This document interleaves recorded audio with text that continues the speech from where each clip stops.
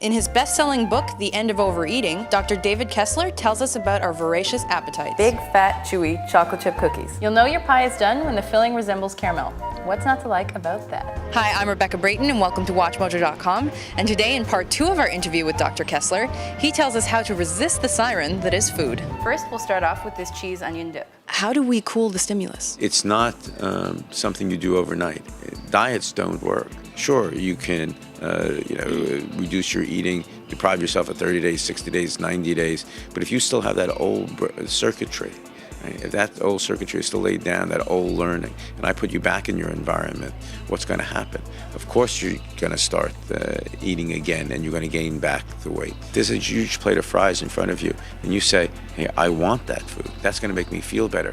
And it captures your attention. It narrows your focus. You really believe you want it. And sure, it's going to taste good. You have to understand it's not your friend and come to recognize that maybe you want something more, but that's going to be up to the individual. It's new learning on top of that old learning. You never get rid of that old learning, that old circuitry. So that involves new rules, new behaviors, but it has to be what you want. For me, I look at big food now, huge portions, I say, I don't want that. That's not going to make me feel good. So I eat about half of what I used to eat. Is it possible to use food as a reward responsibly? Food has to taste good. It's not going to work if you substitute things that you don't want for things that drive your behavior. So what you need to do is find what you want.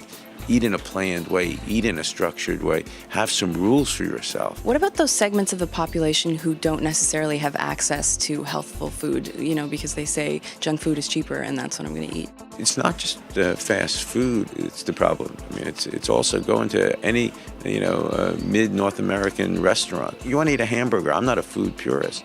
That's fine if it's 400 or 500 calories. So in the hamburger, you add the cheese, the bacon, the sauce, and that 500 calories becomes 1,000 or 1,500. That's when the problem occurs. Would you say this is an unlabeled eating disorder? I won't call it a disease. I won't call it an eating disorder. Millions and millions of North Americans, when you ask, do you have a loss of control? Do you have a hard time resisting food? Do you have a lack of satiation?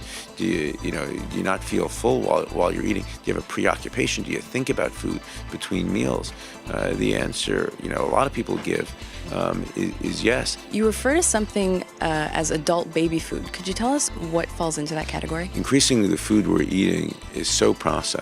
It used to be that, average chew, was maybe, average bite was about 20 chews. Today, look at the average bite. It goes down in maybe 2-3 chews. So it just goes down, whoosh, and then we reach for it more. Food is needled. It's bathed in sugar, fat, and salt. Sometimes it's double fried. It's as if it's pre-digested.